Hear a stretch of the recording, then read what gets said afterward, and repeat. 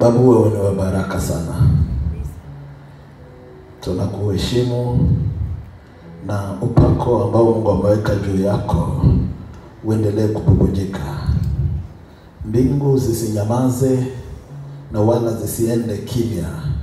Wakati wowote ule ambao neno litatoka kwa kinywa chako, naomba ya kwamba mbingu zitende kama vile ulivyosema. Upako wa Mungu ukae juu yako na watoto wa uzao wako wavune matunda ya yale ambayo umeyafanya. Ninabariki uzao wako, nabariki kazi yako, na ninatangaza ya kwamba huu mwezi wa 9 mbingu zikupea ushuhuda kwa jina la Yesu. Amen. Inua mikono yako, tuko dakika moja uende mbele za Bwana akutendee kitu. Tuko hapa Jehova kwa sababu yako. Tuko hapa kwa sababu ni muda wako. Hakuna lile lililopangwa ambalo hautalitenda, na chochote kilichopangwa kinyume ya mapenzi yako hakitafanyikiwa. Mikono inayoinuliwa hapa ninaiombea uweza na mamlaka yako kuja juu yao, na achilia mamlaka ya kimungu kwa jina la Yesu Kristo aliye hai. Ninatangaza Jehova, mwamba, kimbilio, gusha walioinua mikono yao hapa, onesha ukuu wako juu yao, onyesha mamlaka yako juu yao. Natangaza walio na ugonjwa wapokee uponyaji, walio na madhaifu ya mwili wafunguliwe, waliofungwa wawekwe huru, waliosetwa wawekwe huru leo tena.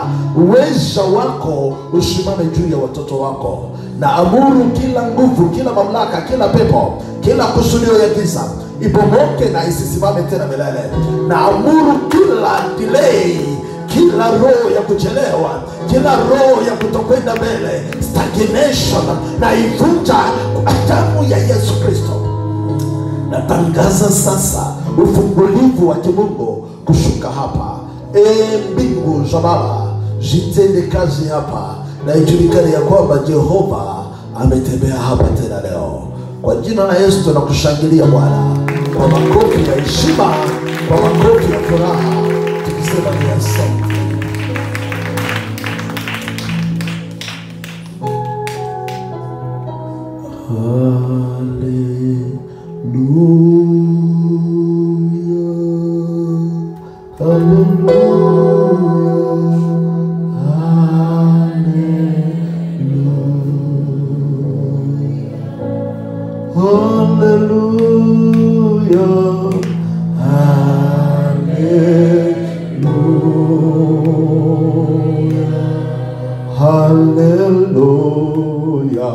Hallelujah.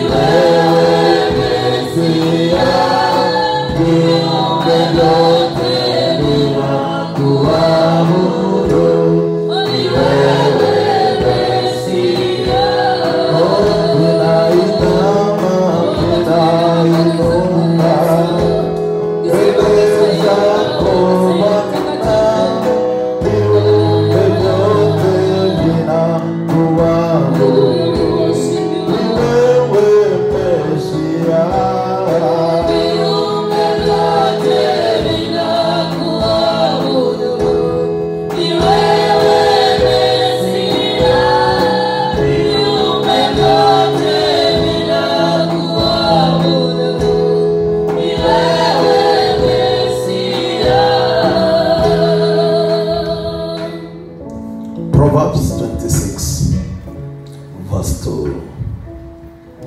Proverbs 26 verse 2.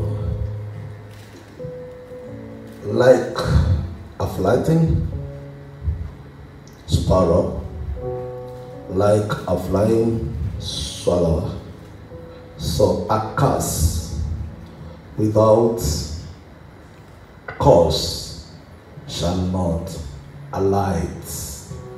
Amen. Kama ndege na kama mbayowayo katika kuhangaika kwake, ndivyo laana isiyo na sababu haitamshika mtu. Amen.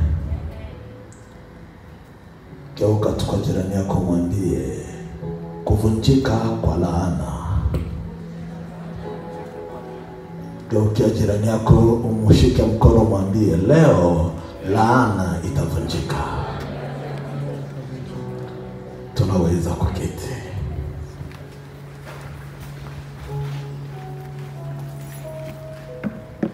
Nimekuja kutangazia mtu leo hapa ya kwamba Mungu unayetumikia ni Mungu avunjaye laana. Katika umungu wake amepea watu nguvu na mamlaka za kuvunja kila aina ya laana.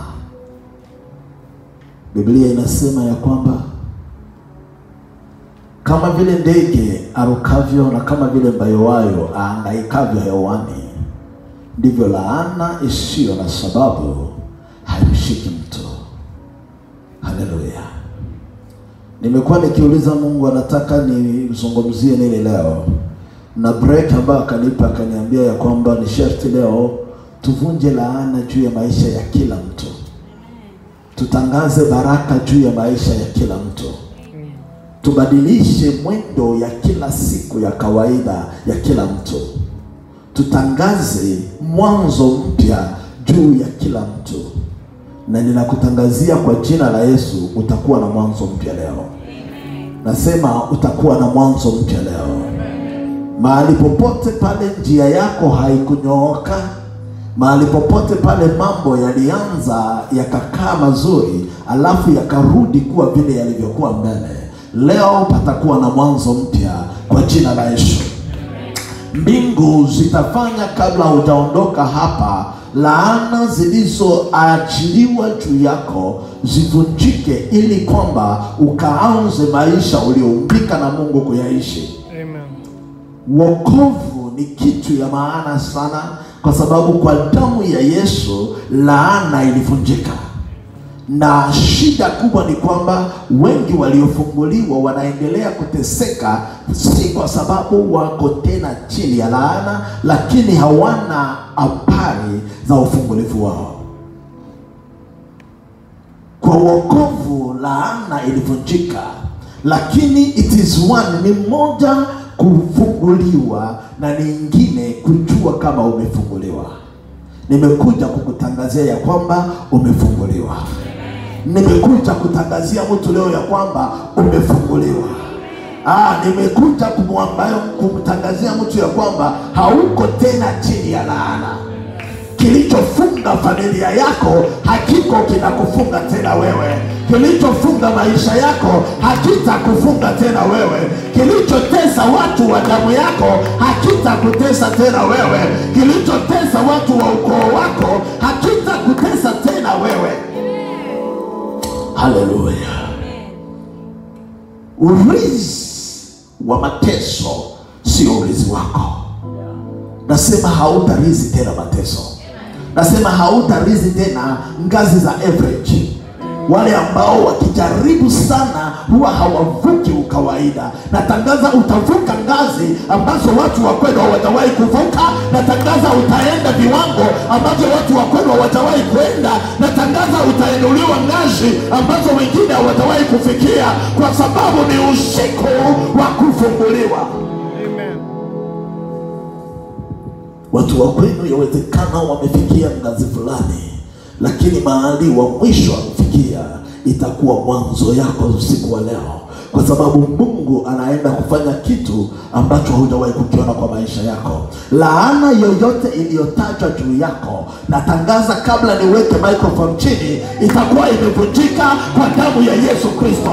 Itakuwa imeondoka kwa damu ya Yesu Kristo. Haijalishi ililetwa na nini, haijalishi ilitajwa na nini, haijalishi iliachiliwa na nani, itavunjika usiku wa leo kwa uweza wa damu ya Yesu Kristo. Haleluya. Kama ndege katika kuruka kwake na kama mbayoayo katika kuhangaika kwake hewani, ndivyo laana isiyo na sababu haitamshika mtu. Laana, neno laana ni nini? Kwa wale watafiti wanasema laana ni neno inayotamkwa ikiwa na sababu ya kuachilia mamlaka isiyo ya kawaida ambayo itakayomzuru mtu na kumupatia mateso kwa muda wa maisha yake. Laana ni neno ambayo inayokiriwa, inayotamkwa, inayoachiliwa ikiwa na sababu ya kuachilia nguvu zisizo za kawaida. Hiyo microphone ilikuwa imeshakuwa mzuri, ndio ukiendelea kuharibisha nitakufukuza hapo. Isizo za kawaida. Inaachilia nguvu zisizo za kawaida ili kwamba zikamzuru mtu ama kuzuru vitu kwa muda wa maisha. Laana ni neno inayotamkwa, inayokiriwa, inayonenwa ikiwa na sababu ama sababu ya kuachilia nguvu zisizo za kawaida, which means sio nguvu za kiutu, nguvu ambazo huwezi kuelewa kama mtu, zinaachiliwa ili kwamba zimzuru mtu ama zizuru vitu vya mtu kwa muda wa maisha. Tuko pamoja? Na katika hali ya kimaisha, kutoka kitabu cha kwanza cha Biblia, neno laana inapatikana hapo. Na aliyekuwa wa kwanza kutamka neno laana ni Mungu peke yake. Kitabu cha Mwanzo sura 3 mstari wa 14 na 15 kuendelea. Biblia inasema, na Mungu akamwambia nyoka, sikia nyoka, tangu leo umelaaniwa kati ya wanyama wote. Utatembea kwa tumbo na chakula chako ni mavumbi, na kwa uzao wa mwanamke atakuponda kichwa na wewe utamuuma kisigino. Laana ya kwanza ikatamka. Akaendelea akasema, mwanamke, sikia, kwa kuzaa kwako kutakuwa na uchungu, na kutoka leo utanyenyekeza haja zako chini ya mwanaume. Alafu akaangalia mwanaume na palikuwa na kibarua. Mungu akagundua ya kwamba akimlaani mwanaume kutakuwa na kitu, kwa sababu laana inapotamkwa juu ya mtu, nataka unielewe, laana inapotamkwa juu ya mtu ina reflect kwa chanzo ama source ya huyo mtu. Kwa hivyo Mungu akagundua nikimlaani Adamu ita reflect back kwa source, na source ya Adamu ni nani? Ni Mungu peke yake. Kwa hivyo Mungu aka-avoid kulaani Adamu, akalaani udongo. Akasema kwa sababu yako udongo umelaaniwa. Ilikuwa jinsi ya kuepuka kujitoa, kwa sababu ukilaaniwa reflection ya laana yako inaonekana ndani ya baba yako, inaonekana ndani ya wazazi wako. Sasa Mungu ndiye alikuwa source ya Adam. Hawa alikuwa ametoka ndani ya Adam, lakini Adamu alikuwa ametolewa na Mungu peke yake. Tuko pamoja? Sasa ilikuwa Mungu akimlaani ita reflect back kwake. Akalaani udongo, akamwambia, kutoka sasa udongo umelaaniwa kwa sababu yako, na itatoa miiba na utakula kupitia udongo kwa jasho. Sasa tuko pamoja? Akalaani, akamaliza. Tunaendelea kusoma. Ukifika Mwanzo sura 4 unakuta mtu anaitwa Kaini. Mungu anamwambia Kaini, dhambi inasimama mlangoni mwako, uiepuke. Na Kaini akashindwa na dhambi. Alafu Mungu akamwambia, kwa sababu damu ya ndugu yako inalia mbele zangu, basi kulaaniwa umelaaniwa, na laana yako ni kwamba utazunguka pale pote duniani na hapata kuwa na mtu atakayekuua. Yeyote atakayekuona atakufukuza. Laana zikaendelea. Siku moja Biblia inasema hapo kwa kitabu cha Mwanzo 4 ya kwamba na ndugu mmoja akatangazia watu wake wawili, the first polygamous kwa Biblia, akawaambia, mimi kama laana ya Kaini imemshika mara moja, basi yangu mimi itanishika mara 7, kwa sababu nilimuua mtu. Laana inaendelea kutajwa kwa Biblia. Nimewaambia Mungu aliavoid kulaani Adamu kwa sababu alijua ita reflect kwake. Ilipofika kwa mtu, kitabu cha Mwanzo sura 11 mstari wa 20 na 4 na 5 hapo utaipata. Ilipofika kwa mtu anaitwa Noa, akataka kumlaani mtoto wake, lakini akagundua ya kwamba nikimlaani mtoto wangu laana yake ita reflect kwangu kama mimi mzazi, ni mimi ndiye nimeshindwa. Akalaani mjukuu wake, akasema aliyemkosea alikuwa ni Ham, lakini akasema alaaniwe Kanani, kwa sababu alijua nikilaani Kanani ni hapo umelaaniwa, nikilaani Ham ni mimi mwenyewe nimejilaani. Akasema alaaniwe Kanani, ili kwamba laana ikajionyeshe katika Ham. Ukienda kwa kitabu cha Second Kings utakutana kuna historia za mtu anaitwa Solomono. Solomono alikuwa ameshindwa mbele za Mungu, lakini Biblia inasema kwa sababu ya Daudi baba yake, Mungu akakataa, hawezi kugawanya ufalme wakati wa Solomono. Akangoja wakati wa Yeroboamu, ili kwamba laana ya Yeroboamu ama kushindwa kwa Yeroboamu uonekane ndani ya baba yake na sio ndani ya babu yake. Kwa hivyo kuna nguvu fulani za laana. Ikilaaniwa ama mtoto wako akilaaniwa, ni kama laana zinajireflect back kwako. Kwa hivyo tunapovunja laana leo, tutavunja hata za ukoo yako. tunapoenda kuvunja laana, hata aliyenena neno kinyume ya mtoto wako hakumlaani mtoto wako peke yake, alireflect laana ndani yako. Kwa hivyo hata aliyelaani watoto wa ukoo wetu, tutavunja laana zote zilizotajwa juu ya maisha yetu kwa jina la Yesu Kristo. Inamaanisha nini? Mtu akisema huyu mtoto ni mjinga, maana yake amemaanisha aliyezaa mjinga ni mjinga. Natangaza mahali pote palipo laana kwa maisha yako ivunjike usiku wa leo. Mahali pote palipotajwa neno isiyofaa juu ya kizazi chako, juu ya maisha yako, mbingu zinipe na mamlaka leo nivunje kila laana iliyo juu ya maisha yako. Nivunje kila mamlaka ya laana juu ya ukoo wako, juu ya damu yako usiku wa leo kwa jina la Yesu. Haleluya. Kwa hivyo laana ni kitu kibaya. Laana inaponenwa ni neno ambayo inakaa katika anga, inangojea muda wa utimilifu wake. Mfano, mtoto anapozaliwa alafu akashikwa na mtu ambaye ni sio mzuri, akamtangazia akamwambia hutawahi kuolewa. Huyo mtoto ana mwezi ama siku.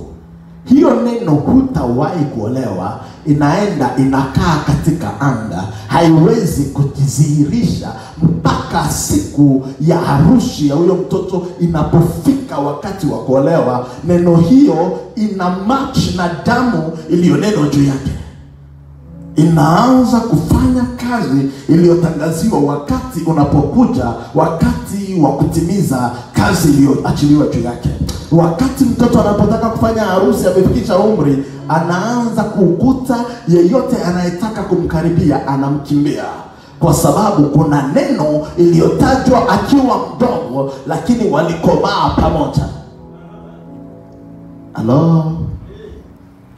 Tukawa kwenye mlima tukiomba mahali, na tukiwa tunaomba na dada yetu mmoja. Huyo dada alikuwa anatuliza kwa nini sioleki. Na katika hali ya kuomba, Roho Mtakatifu akatuambia ya kwamba palikuwa na mtu ambaye alikuja siku moja kwa maisha ya huyo dada, akampea handkerchief aitumie kwa wiki moja, alafu akaja akamuitisha nao kwa ndoto. Na huyu dada akaogopa, kwa sababu kila kwa ndoto wanamuitisha hiyo handkerchief.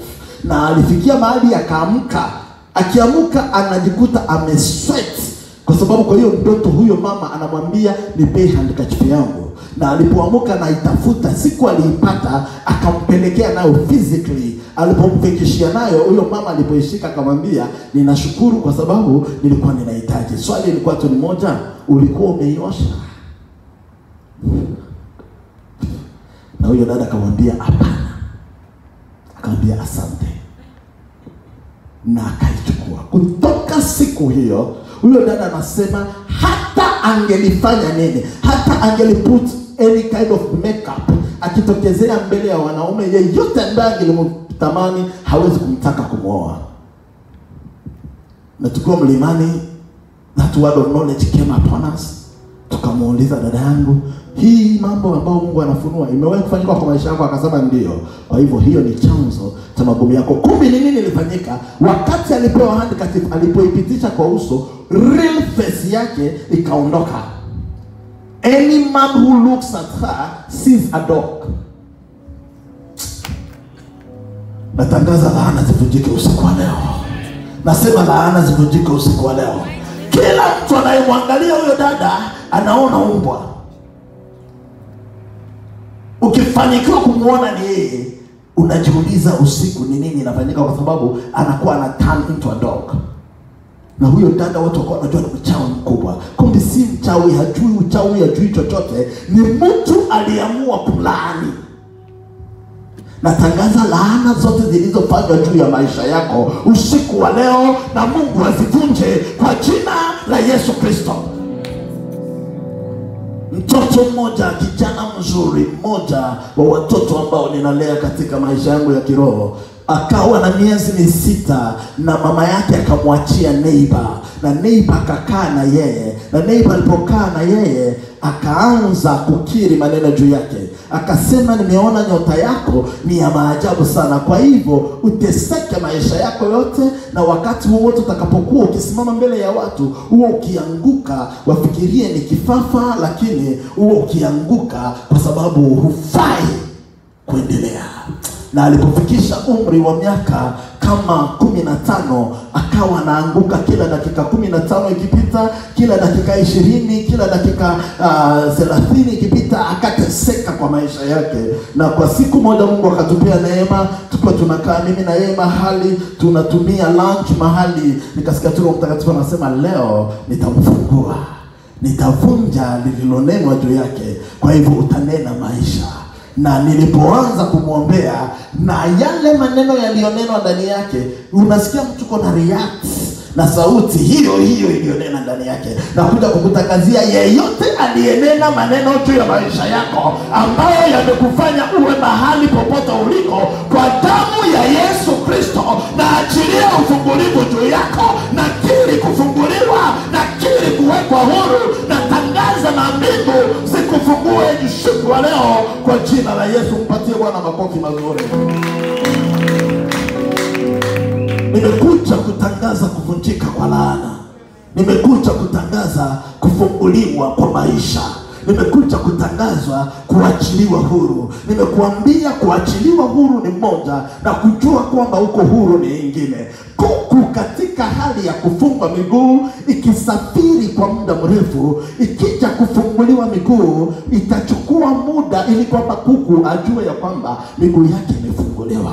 Ukifukuza hata kama haijafungwa, unaona inashindwa kwenda kwa sababu akili yake ama hali yake ya kujua imejua ya kwamba imefungwa. Kuna wengi Yesu ameshawafungua, lakini kwa sababu hawajapewa information, maisha yao bado ingali inakaa chini. Nimekuja kukutangazia wewe hauko chini ya laana, wewe hauko chini ya kongwa, wewe haujafungwa na lolote. Simama, tembea, fanya kazi, endelea mbele. Mungu akuinue, Mungu akufanyikishe, Mungu akupee maisha marefu, Mungu ainue watoto wako, Mungu akupatie mwanzo mpya. Kama unaamini sema haleluya.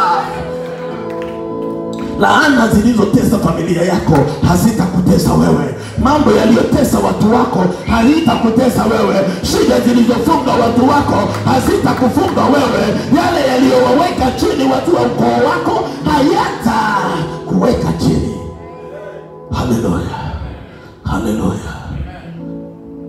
Kwa hivyo laana ni kitu kibaya. Laana ni kitu ambacho hakionekani, ni kama misingi haionekani, lakini unapojenga juu ya laana, chochote unachokijenga kinabeba laana. Nakuja kukutangazia leo, haijalishi umejenga wapi, Mungu atabomoa ili ajenge upya. Nasema Mungu atabomoa ajenge upya. Haijalishi ni chochote kile kinakaa cha kupendeza ambacho sio cha Mungu, kibomoke usiku wa leo. Chochote kinakaa kinafurahisha lakini kimebeba laana, natangaza usiku wa leo kivunjike kwa jina la Yesu Kristo. Mbingu zikuanzishe upya tena, mbingu zikupatie mwanzo unaofaa kwa maisha yako. Haleluya. Biblia inasema wazi, kama ndege katika kuruka kwake, ndivyo laana isiyo na sababu haimshiki mtu. Laana kwa Kiingereza naweza tena kuisema, it's a negative word spoken about one's identity or future. Ni maneno mabaya yaliyonenwa juu ya maisha ya mtu, ama juu ya identity ya mtu, na juu ya maisha ya chao ya mtu. A curse is an evil prophecy over your life, meaning any message or prediction given to you by a wrong or a physician, a palm reader. Who is a palm reader? Narudia tena, laana ni unabii yoyote ya uongo ama mbaya unabii ya kishetani iliyonenwa juu ya maisha yako na watu wa aina hii: moja, waganga wa kienyeji. Halo, waganga wa kienyeji. Mbili, wasomi wa mikono, wanaosoma mikono. Unaona mtu anakuambia tuone mikono yako, na anaonyesha, kisha anakuambia hiyo inaonyesha hiki na hiki na hiki, na maanisha hiki. Naona sana go deeper. Wasomi wa mikono, watu wa kuguess.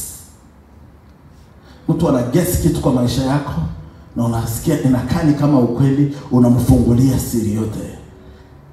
Huwa wanaachilia laana kwa maisha ya mtu. Kuna wale wanaitwa fortune teller, watu ambao wanatangaza mafanikio kwa njia fulani ya maisha ya mtu. Wanakuwa wanakuambia kuja, tutakuwa tukikwambia namna gani mafanikio yako yanaenda. Na kuna wengine saizi wanajiita the angels of light, malaika wa nuru. Ukikutana na wao, wanakupatia ufunuo za kimalaika wa nuru, mpaka unasikia hapa ni hivi. Sasa nataka nikuibie siri. Kwa nini Wakristo wengi wamekuwa katika Ukristo lakini wamelaaniwa? Kwa sababu shetani ameacha kuitwa shetani na ametoka nje, ameingia kanisani. Sasa shetani siku hizi haitwi tena shetani. Shetani siku hizi anaitwa all those names: a prophet, an apostle, a bishop, an archbishop. Anaitwa all those names. Na ndio maana wanakutana wengine wanapigana na nguvu zote ili kwamba wachunge titles na sio mafuta. Wanachunga cheo, sio upako. Na ukiwa na upako wanakupiga sana, kwa sababu yao sio upako, yao ni shetani peke yake ndani ya kanisa. Amefunga macho ya watu, ndio kila mara wanaonyoshia watu mikono, wanawaachilia laana za kila aina. Natangaza mikono yote isiyo ya kimungu iliyoguza kichwa chako usiku wa leo, damu ya Yesu ivunje. Natangaza mikono yote iliyojifanya ya kimungu na imetoka kuzimu ikakugusa ama ikagusa damu ya ukoo wako. Natangaza usiku wa leo kwa nguvu za damu ya Yesu Kristo, mikono hiyo ipotelee mbali kwa jina la Yesu. Sasa wengi wanaingia makanisani wakiwa wapofu, na upofu umewapiga kwa sababu walifikiria kila aitaye Bwana Bwana ndiye ametoka mbinguni. Kumbe wengi wameitaja jina la Bwana kwa sababu hata shetani ni bwana. Shetani si mwanamke. Shetani ni roho, anaweza kuitwa kenye wanataka. Halo. Sasa ndio maana unakuta watu wengi wamebeba laana. Nikawa nikihubiri mahali na dada mmoja akaja mbele yangu akaniambia niko na shida. Nikamuuliza, dada yangu, shida yako ni nini? Akaniambia, niliendaka kwa crusade fulani mahali fulani ya mhubiri fulani anajulikana na mjua vizuri. Aliponiwekelea mikono, huyo mhubiri akaniambia peke yake ya kwamba kuna nguvu fulani anaenda kuziachilia ndani ya tumbo yangu. Kutoka siku hiyo nilipowekelewa mikono na yeye, nikapoteza hali yangu ya usichana. Sikuwahi tena kuiona kwa mwezi, na wakati wangu wa kuona hali yangu ya usichana ikifika, ninaanza kutapika damu. Mikono ni off. Kila mikono iliyofanya kataba na shetani na ikaja ikakuguza, kwa jina la Yesu Kristo natangaza nguvu zayo zivunjike. Natangaza nguvu za mikono ya mikataba ya kuzimu iliyowekwa juu ya kichwa chako ama juu ya mwili wako, na achilia uweza wa kimungu kuvunja kwa jina la Yesu. Mhubiri mwingine akawa anahubiri mahali inaitwa Bukavu. Nimetoka Bukavu, na alipokuwa akihubiri hapo, na akawa ameanza system ya kutangazia watu ya kwamba yeye hawezi simama kwa madhabahu bila kuwa amejuana na msichana. Ana mke, ana kila kitu, lakini ili kwamba asimame kwa madhabahu kuhubiri ni sharti ajuane na wasichana. Msichana mmoja, manake kanisani akawa anapanga list, mmoja baada ya mwingine, mmoja baada ya mwingine, mmoja baada ya mwingine, na akakimbilia mmoja, akaenda akamwambia, leo niko na crusade kubwa kwa idapa, na hiyo crusade yangu ili kwamba ifanyikiwe, ninataka tu wewe tu ndiye tutumike na wewe. Yule akamwambia amen. Akamwambia sasa ili kwamba ifanikiwe utanisindikiza. Akataka kumpeleka, akienda kumonyesha mahali, anamwambia ukiingia tu kwa hii kitanda na mimi, maana yake tutatumika na wewe. Akakimbia kwenda kutafuta baba yangu wa kiroho. Baba yangu wa kiroho ajue kama najua habari. Akakimbia kwenda kumtafuta, akamwambia nimepata shida, kwa sababu mhubiri ambaye atahubiri kwa crusade anataka mimi na yeye tuhudumu, lakini ili kwamba tuhudumu ni sharti tuwe kwa kitanda moja. Lakini wengi wamepitia hapo, na tukawaona wanakaa kutembeza vilema, kufungua macho ya vipofu, kuwafanya wengine wakasimama. Kumbe miujiza yao yote ni laana juu ya maisha yetu. Natangaza laana zote zilizoachiliwa na wale wanaojifanya kumbe ni wajumbe wa kuzimu, zilizoachiliwa katika anga ya maisha yako, zivunjike usiku wa leo kwa jina la Yesu Kristo. Laana zozote zilizoachiliwa zinazo affect maisha yako katika anga yako, zivunjike kwa jina la Yesu Kristo. Njia nyingine ya laana kubwa ni kwamba watu wengi upata laana kupitia their partners, ama wale watu wameushika kwa maisha yao kimaisha ya kimapenzi.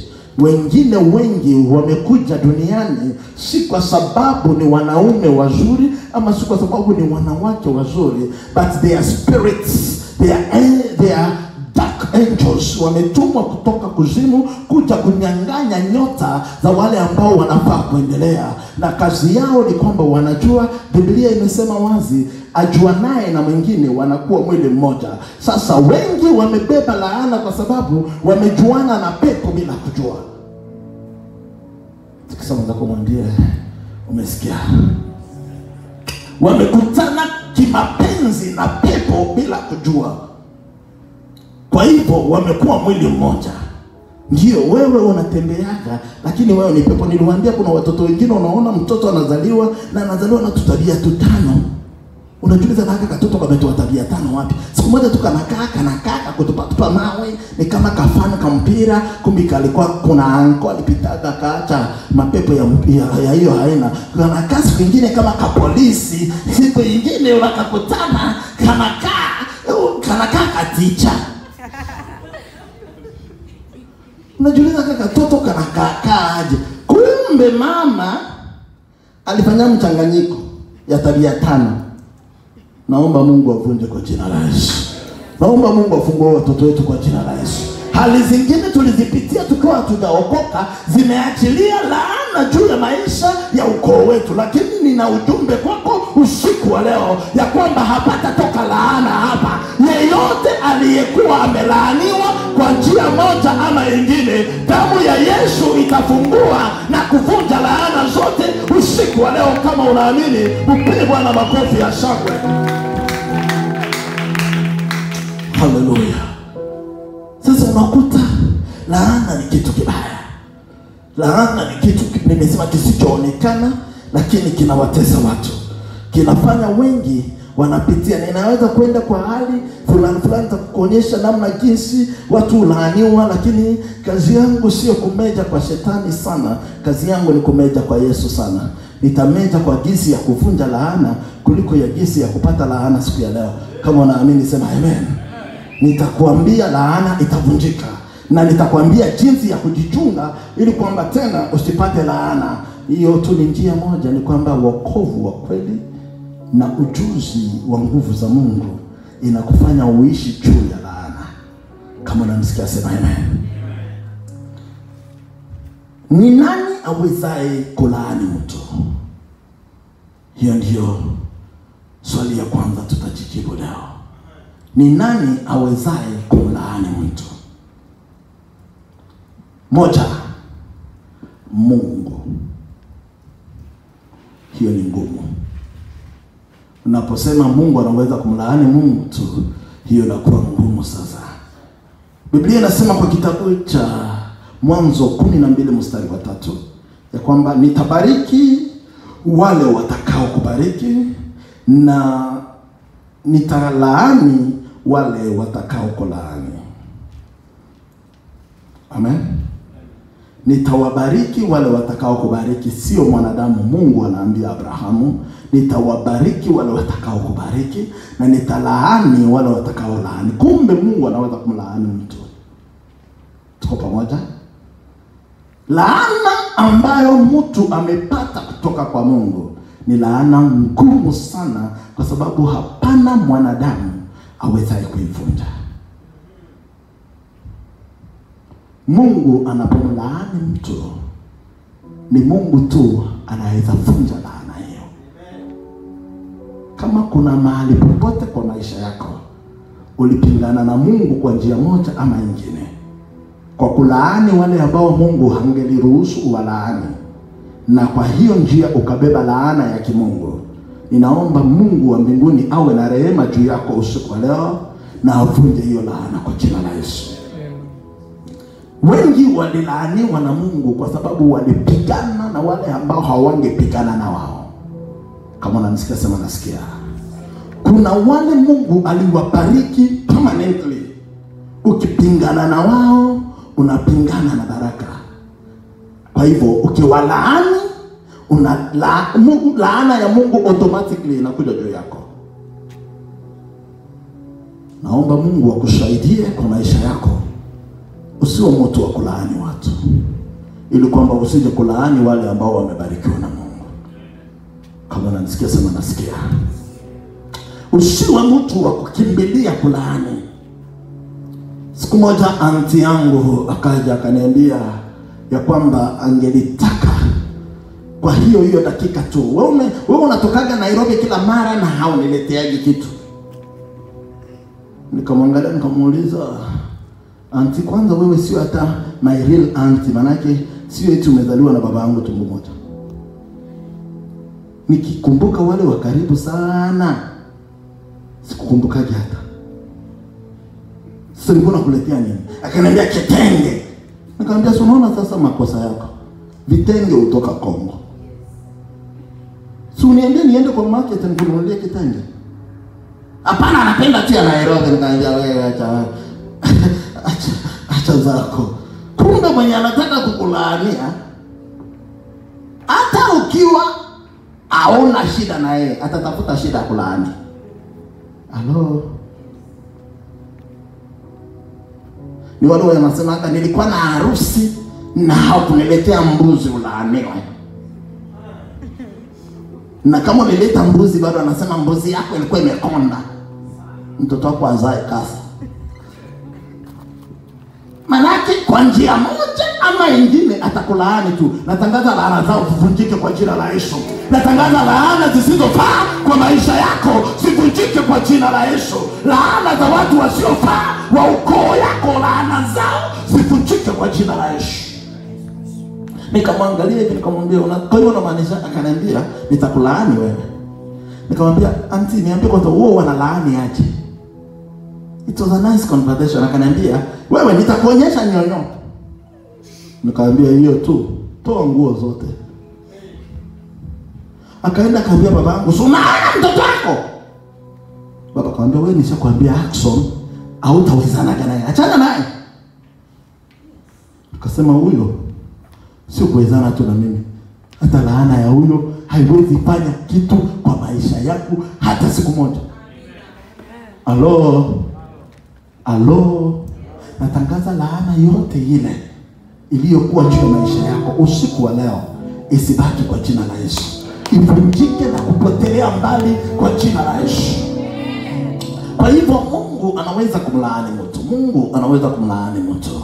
Na ninaomba ya kwamba wale waliokuwa wanacheza na wewe bila kujua umebarikiwa na Mungu, kumbe wamebeba laana ya Mungu. Wale wanaocheza na wewe, sikiza nikuibia siri na nitarudia hii neno. The fact that kuna watu ambao wako juu yako kihuduma haijamaanisha wako na cheo ya juu kiroho kukuliko. The fact that mtu anaitwa apostle haijamaanisha anakutawala kiroho. Kuna wengine wanaitwa saizi pastors na nakwambia wewe, mimi nimekuwa pastor hapa Nairobi for 9 years. Wewe umekuwa pastor for 1 year in Nairobi. I am a pastor for 1 year in Nairobi, but I was a pastor before I came to Nairobi. So you are not that spiritual mature than what you think I am. Natangaza kila laana ya kila mwenye anajifikiria ya kwamba alikulaania ajue ya kwamba anabeba laana ya Mungu, kwa sababu wewe ni mbarikiwa wa Mungu. Atakaye kubariki mbingu zitambariki, atakaye kulaani mbingu zitamlaani. Kila aliyetangaza laana juu yako alitangaza laana juu ya mbarikiwa. Natangaza laana hizo zimrudie kwa njia ya kimungu kwa jina la Yesu Kristo.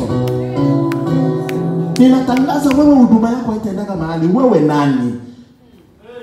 Mimi siwezi kukurudishia kwa sababu sio mimi nitakulaani tena.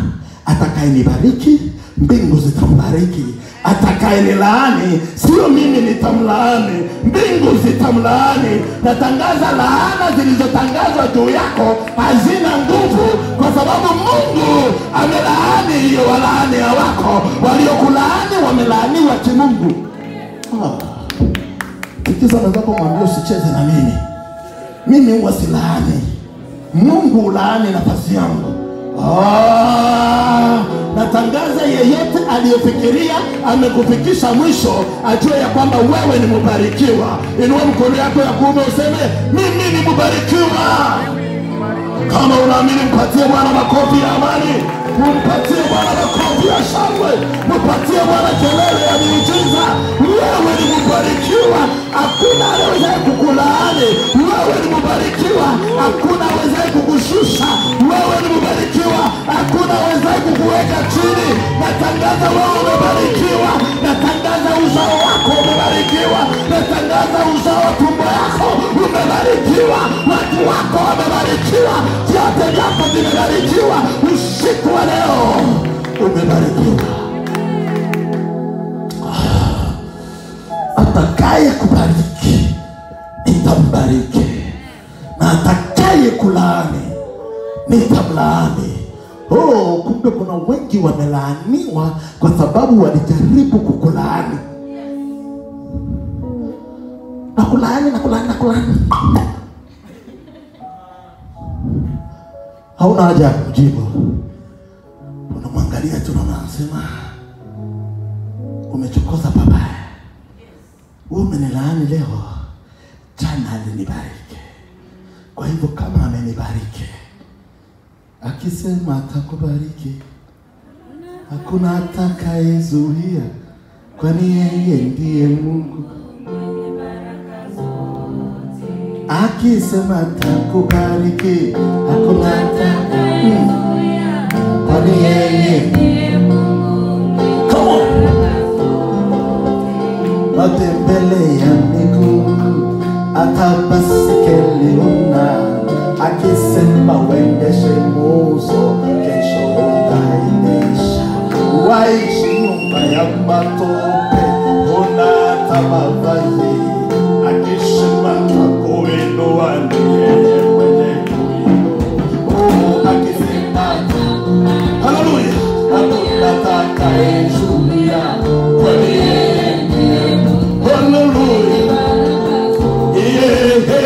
Akisema atakubariki, hakuna atakayezuia, kwani yeye ndiye Mungu mwenye baraka zote. Akisema atakubariki, hakuna atakayezuia, kwani yeye ndiye Mungu mwenye baraka zote. Akisema atakubariki, hakuna atakayezuia, kwani yeye ndiye Mungu mwenye baraka zote. Akisema atakubariki, hakuna atakayezuia, kwani yeye ndiye Mungu mwenye baraka zote.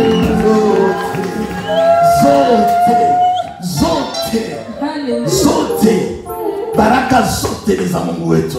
Kwa hivyo anayetamka jina yako usiku wa leo ajue ametamka laana kwa kizazi chake, kwa sababu mbingu zikimlaani ni sharti afanye amani na mbingu, sio amani na wewe. Wewe ni mbarikiwa, wewe umeinuliwa, wewe umefunikwa na damu ya Yesu Kristo. Haleluya. Kwa hivyo wa kwanza ambaye anaweza kulaani ni Mungu. Wa pili anayeweza kulaani ni mzazi. Mwanzo 9:25. Hiyo yenyewe Baba Mose siku hizi anasema 25. Baba Mose, kwa mwangalifu usicheze na Pastor Tikiko. Mwanzo 9:25 inasema, akasema na alaaniwe Kanani awe mtumishi wa wengine na atumikie ndugu zake. Noa siku moja akafanya mistake. Huyu Noa akalima, akavuna, akatengeneza mnyweso, na alipotengeneza mnyweso akatandika mzinga, nyuki, mpaka Buda akatupa network,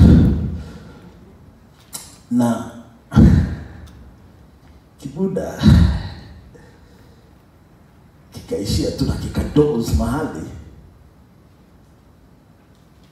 kikakande,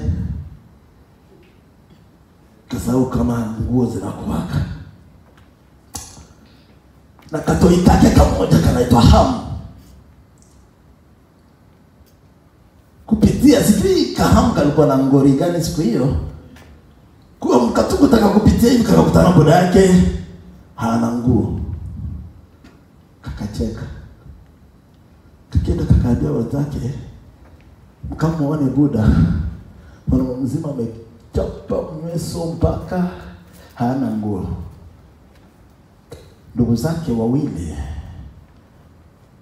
Shem na Jafet, wakachukua nguo, wakageuza vichwa nyuma, wakaenda hivi nyuma, wakafika mahali baba yao kina Dostu kina Ngorota, wakaiangushia juu yake.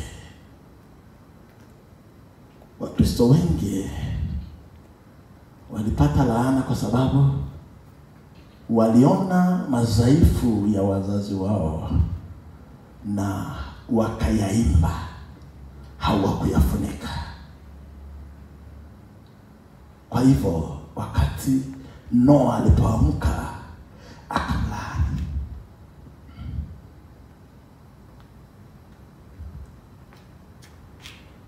Akajua ya kwamba aliona utupu wake, na iko wazi katika desturi ya kibiblia ya kwamba aonaye utupu wa mwingine amelaaniwa.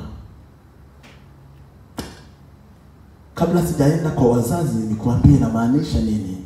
Anytime you go to social media, wakati wote unapofungua hizo runinga zetu ama TV ama internet ama nini, ukatafuta watu wasiokuwa na nguo ukawaangalia, ulijilaani.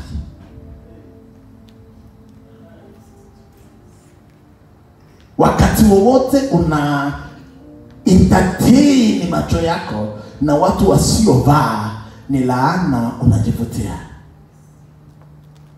Kama nanisikia sema nasikia. Wakati wowote iwe ni picha ama ni nini, unajisikia kuentertain. Siku hizi simu zimeleta magumu dunia hii. Unaona tu unashika picha ya sehemu zako za siri, unasukumia rafiki yako kumwambia we are together. We are together in curse. Laana zinaingia. Naomba Mungu avunje laana juu ya maisha ya watoto wake usiku wa leo. Nasema na mbingu zivunje laana juu ya maisha ya watoto wake kwa jina la Yesu. Utupu wa mtu uleta laana. Oh my God. Wazazi wengi wanalaani watoto wao kwa sababu mtoto akisha kupitisha mwaka mmoja, mzazi unayenisikia sauti, mwaka mmoja ama anaelekea mwaka mmoja unusu, ondoa kwa roho yako. Pornography yenyewe inaonyesha watoto kila siku, inawalaani. Unatoka bathroom, daddy uko hapo, una change, unavaa hizo maandao ya daddy huko na laani mtoto. Tunakuta watoto wanakoma vichwa vimeharibika. Katoto kama miaka 7 kako kanaambia mwenzake tufanye hiyo ya daddy na mami. Unajiuliza hii ni nini? Laana. Tumelisha watoto. Mungu azivunje usiku wa leo kwa jina la Yesu. Laana, tumelisha watoto. Unakutana mama anakuja tu, anakaa sitting room, anatupa miguu juu ya meza, watoto wapite wasipite, basta, I'm relaxing. You're relaxing, you are catching children.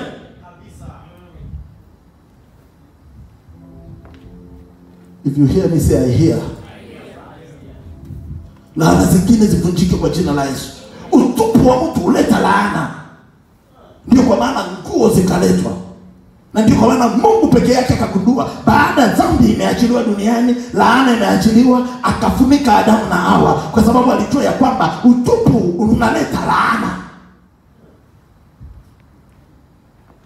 Mbingu zituonee huruma leo. Nasema mbingu zituhurumie leo. Mwana mwingine akaniambia, I have a problem, kabla shida yako ni nini? Akaniambia, you know, I don't just feel like I need a woman in my life, but anytime I just feel I want to release. Okay. Then when we started praying and the Lord said there was a woman in his life mwenye alikujaga na handkerchief. Akamwambia you release here, and he released on that handkerchief. From siku hiyo, kutoka siku hiyo, huyo dada akabeba hizo mbegu zake za uzazi, akafunga maisha yake ya kufikiria kuoleka. Kazi yake tu ni kuzurura, lakini hawezi kuoleka. Na akipata mke, kila mbegu yake kiingia katika tumbo ya dada yeyote ni sharti ya amani. A miscarriage, kwa sababu zimeshafungwa mahali. Na uko tu hapo nasema we are okay, we are cast. Mbingu zifungue watoto wa Mungu kwa jina la Yesu. Nasema mbingu zifungue watoto wa Mungu usiku wa leo kwa jina la Yesu. Laana zisizofaa. Unapoenda kuangalia utupu wa mtu, kuna wengine hapa hata nikisema na sauti ya namna gani, ikitoka tu hapa atachukua kasimu usiku kwa blanket. Very funny behavior. Very funny habit. I cancel that spirit in Jesus' name. I cancel that spirit in Jesus' name. Nimekuwa nikiombea mtu hapa umoja ambaye alipata shida kwa maisha yake kwa sababu alikuwa ana masturbate. Na kwa njia ya masturbation akaanza kuwa naota ndoto akiwa na mwanaume kwa kitanda. Na baada ya hiyo kama shida kwa sababu alipata ndoa 6 na 6 zote wanaume wanakufaga, na anaonaga siku mwanaume atakufa hiyo usiku wote wanakufaga akiwa nao kwa kitanda. Na wote ni kwamba huyo usiku anakuwa amelala usingizi, anaona huyo mume wake wa ndoto, anakuja anamwambia I told you I am the only man in your life, na ananyonga. So anaamka asubuhi wanakutana ulimi nje, kimbiza hospitali, dead 6 of them. Na hataki kusema. Sasa akisema nani atamkubali? Ukikuja I love you, ukiangalia dada unafikiria alitapikwa. Hakuzaliwa. Mrefu hivi, ameundika. Anatupa hivyo, nasema wa. Kumbe kachinja. Ukimkaribia unanyongwa usikulini nje. Ameshamaliza. Lakini hawezi eleza, hawezi sema. Anasema alikuwa amemaliza wote 6 Burundi kwao, alikuwa kutoka Burundi. Sasa alikuwa amekimbilia Kenya na alikuwa anataka kuoleka. Sasa ameshindwa atafanya nini? So akaniambia, leo nitakuelezea tu ukweli. Umeomba kwa hii nyumba nikasikia nguvu za Mungu, acha nikwambie ukweli. Alipoanza kunielezea ukweli nikasema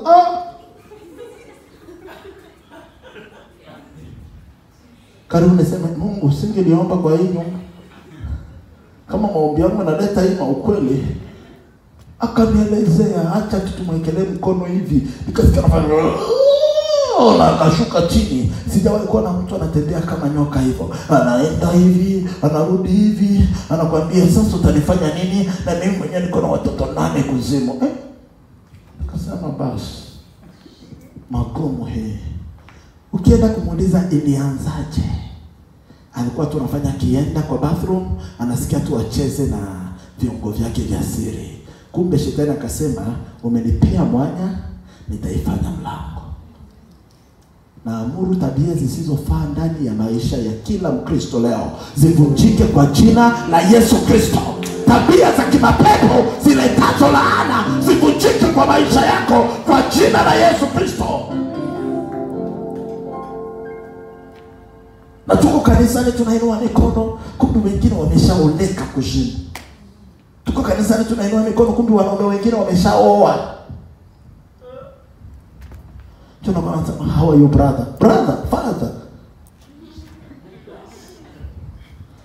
Sio brother, ni kifadhe.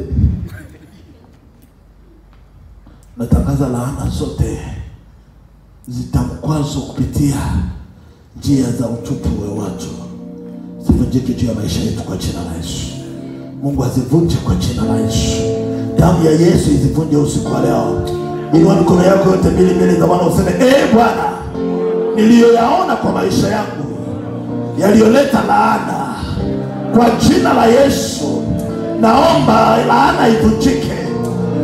Unapoweka hiyo mikono pamoja, acha kila laana ivunjike. Acha kila laana ivunjike.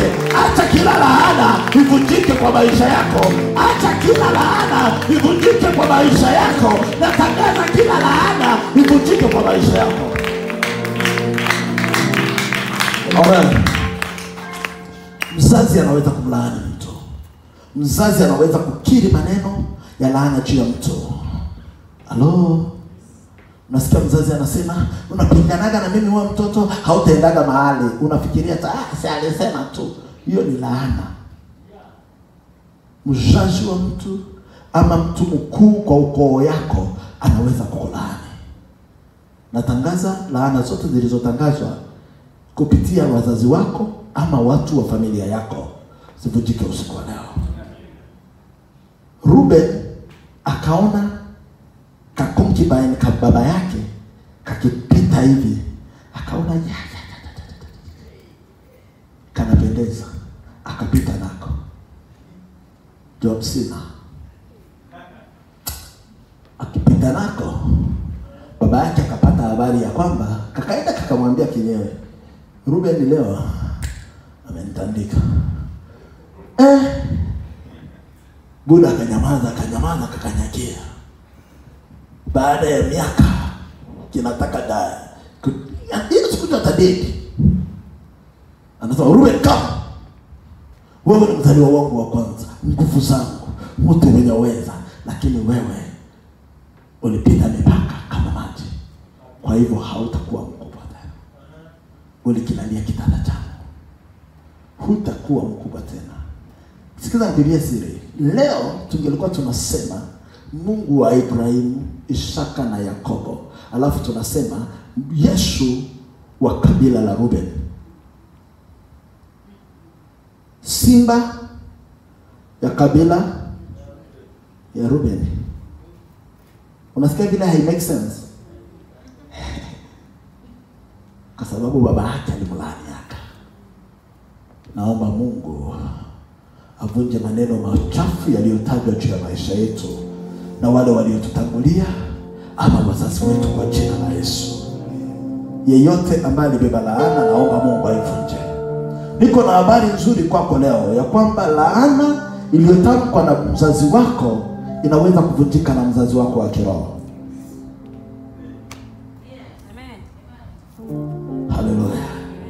Laana iliyotamkwa na mzazi wako yaweza kuvunjika na mzazi wako wa kiroho. Ruben hakuendeleaga na laana milele, kwa sababu mzazi wake wa kiroho anaitwa Musa. Siku moja akaita taifa la Ruben ama kabila la Ruben na akavunja laana iliyotamkwa juu yao. Akasema, acha Ruben yaishi na watu wake wasiwe wachache. Natangaza laana zote zilizotamkwa juu ya maisha yako na wazazi ama na guardians ama na uncles ama na aunties, kwa nguvu za damu ya Yesu Kristo aliyekuleta chini ya upako wa maisha yangu, sivunjike usiku wa leo. Watatu ambaye anaweza kulaani mtu ili kwamba niende kukuombea haraka haraka, anaitwa shetani ama wajumbe wake. Shetani ama wajumbe wake. Biblia inasema kwa kitabu cha Numbers 22:6 ya kwamba, kwa hivyo ninakusihi uje uwalaani hawa watu kwa ajili yangu, kwa sababu ni wenye nguvu kuniliko, na yawezekana nitaweza kuwashinda na kuwafukuza nje ya udongo huu, kwa sababu ninajua ya kwamba ule unayembariki ubarikiwa na ule unayemlaani ulaaniwa. Mtu ambaye anaambiwa hii maneno anaitwa Balaam, na Balaam alikuwa diviner. Kwa nguvu za kishetani alijua kubariki na kulaani. Halo? Na akaitwa aje alaani wa Israeli. Shida aliyoipata, hakuitwa kuja kulaani watoto wa Yakobo, aliitwa kulaani wa Israeli. Inamaanisha nini? Wana wa Yakobo wangelilaanika, lakini waliobarikiwa kama Israeli hawawezi kubeba laana. Kila nabii wa uongo, kila yeyote mjumbe wa kishetani aliyeitwa kwa shabaha ya kuja kukulaani, natangaza hawezi kukulaani, kwa sababu wewe ni mbarikiwa. Biblia inasema alipokuja akaona vituko barabarani, horror movie, mpaka punda yenye nambeba. Ungekuwa umetoka sehemu zingine ungesema funda yenye nambeba. Yenye nambeba inamuuliza, Buda, unanipiga piga, unanichapa chapa, tunaniunda ya nini? Halo? Punda inamuuliza, horror movie. Hiyo ni matokeo yote ya mtu mwenye anaenda kulaani wenye hawafai kulaaniwa. Leo usiku wa leo, hata blanket iwaongeleshi.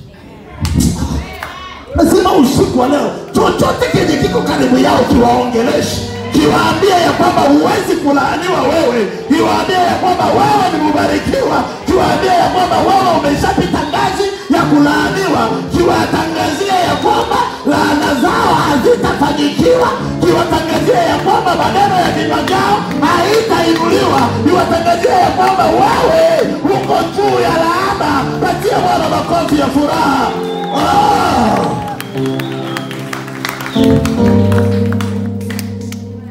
Nani alikudanganya ya kwamba kila mtu atafungua kinywa chake kukulaani? Nani alikudanganya ya kwamba kila mtu ana mamlaka ya kukulaani? Wamelipwa kukulaani, hawatakulaani. Nasema hawatakulaani. Vita ikawa katika nchi mbili za Ulaya. Kwa hiyo wakati wa empires na wakati yenyewe vita zimeshika, nchi moja ikaishinda nyingine mpaka ikashika ufalme. Wakaua baba ambaye alikuwa mfalme, wakaua mama, wakaua watoto wote, lakini wakaacha mtoto mmoja. Wakampeleka katika nyumba ya witch. Hello, I'm talking about France and Germany. Wakapeleka mtoto katika nyumba ya witch, wakamfikisha hapo, wakamketisha.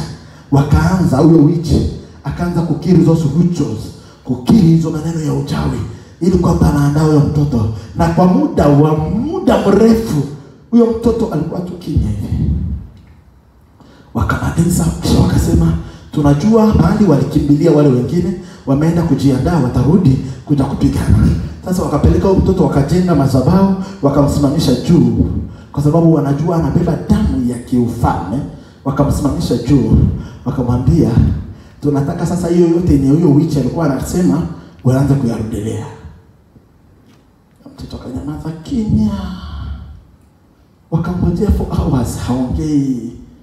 Wakakachukua wakakarudisha kwa witch. Wakamwambia witch, tulikajengea madhabahu tukakasimamisha, akakuongea.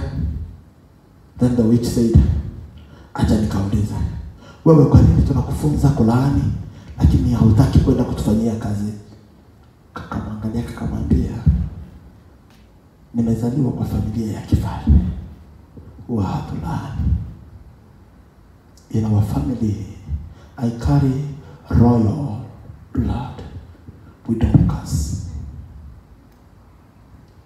Wakasema aka ni kale kafalme kweli kweli, akawezi laani. Inamaanisha nini? Katika damu ya Yesu Kristo hamunaga laana. Katika damu ya Yesu, wanaobeba damu ya Yesu wako juu ya laana. Ukiwalaani unapoteza muda, unaponena unapoteza masaa, na wao wenyewe huwa hawalaani. Nakubariki usiku wa leo. Nasema nakubariki usiku wa leo. Nasema nakubariki usiku wa leo. Wewe ni mtu wa kifalme.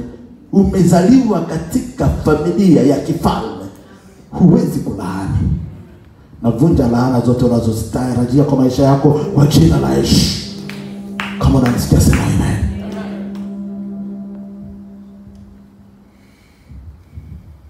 Mzazi anaweza kulaani mtu.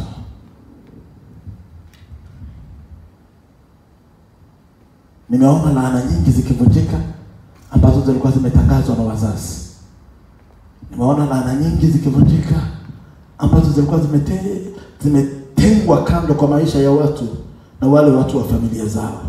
Nimeona Mungu akitutumia kuzivunja. Nimeona maharusi zikiachiliwa kwa maisha ya watu.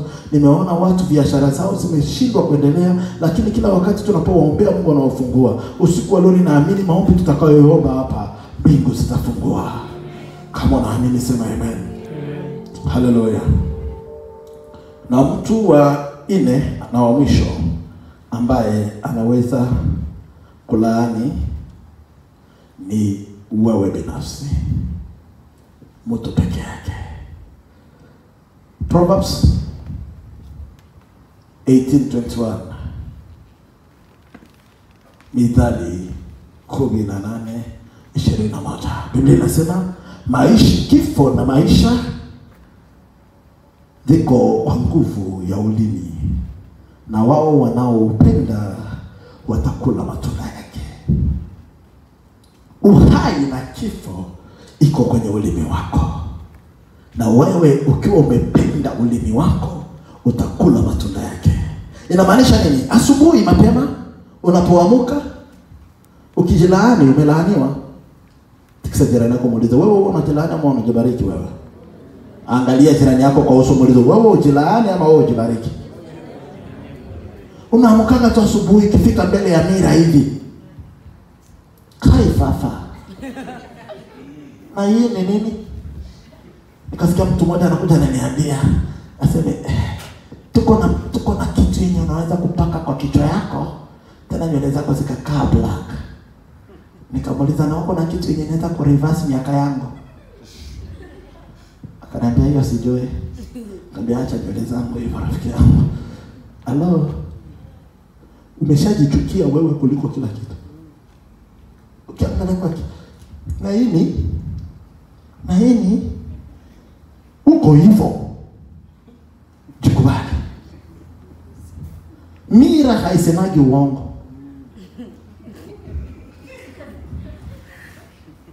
Hello.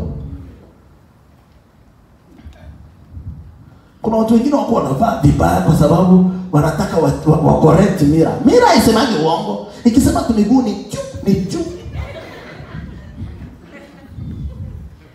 Ikisema hii ni kubwa. Kubali. Ikisema macho yako inakaa ya Mchina, inakaa tu hivyo. kwamba wengi tumejilaani kwa kutokujikubali. Okay. Babu, taka upate nywele. Halo. Kipara tu. Ataibeba hivyo tu. Na akiangalia anaipenda, akiipenda anaishi maisha marefu. Na ukichukia unajua bure. Ai. Dada zangu ninakuja kuwaambia leo, jikubalini. Kaka zangu jikubalini. Kuja hapa, kuja. Huyu nilimwona akizaliwa nikamchunga, sio hata mimi, watu 3 chini yangu ama 4 ama 5 walichunga huyu akizaliwa wakabeba hivi. Kila cha alikuwa anakachezesha hivi kakiwa kadogo, lakini angalia vile niko namwangalia. Hata kinishika shingo univute, bado utakuwa mrefu kuniliko. Jackson ni kifupi kinono na kinajichukia tu. Buda, wewe ni mrefu, jikubali. Kai fafa, shida tuko nayo, hatujikubali. Najua maana tuko tunajilaani kila siku. Mimi. Niliwaambia kuna teacher, one of my teacher told me, unajua unakuwa na shida ya hii unatusumbua shule kwa sababu kichwa chako imepondekana. Nikateseka maisha yangu yote nikijua kichwa imepondekana. Mara ngapi umejilaani wewe? Unajiangalia hivi tu unaona ipua ni kama na unabaki hivyo. Hata mtu akikwambia oh my sister you look beautiful, na ipua ya laana zingine ndio zinafanya hata ukivaa tukwambia oh you are smart. Hii ni mtumba. Hii ni mtumba. Hatujakwambia ni mtumba ama tumekwambia ni ya wapi. Tumekwambia you are smart. Umejilaani ya kutosha. Jikubali leo. Kama unanisikia sema amen. Kama unanisikia sema amen. Dada yangu, kaka yangu, ukitembea tembea kama mtoto wa mfalme. Ongea kama mtoto wa mfalme. Kuna wengine wako na 20 years, sura zimekuja wako kama 50 kwa sababu ya malaana ya kila siku. Fungua uso ucheke. You are very serious. Kila mahali huko ni stand face. Ni kama asubuhi unakula ugali na ndimu.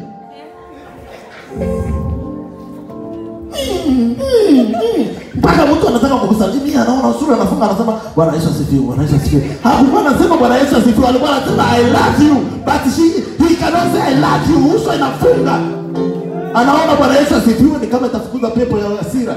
Fungua uso jamani. Sikiza jirani yako mwambie cheka. Furahi. Jipende. Acha kujilaani. Laana zingine tunajiletea peke yetu. Usione tu mtu anatembea hivi. Kesho pamoja kwa. Please, hiyo mwendo yako ni nzuri. Si ujikubali. Kama unasikia sema navunja laana ya kipekee. Kama unasikia sema navunja laana ya kipekee. Nakutana mtu ashabadilika kuongea, anaanza kuwa anaongea kama mtu mwingine. Hawaya. Hakuna kitu, haukuendaga shule. Na kama uliendaga shule ulisomeaga Kiambu, ama ulisomeaga Ukambani, ama ulisomeaga kubali tu, acha kujifanya we Nairobian.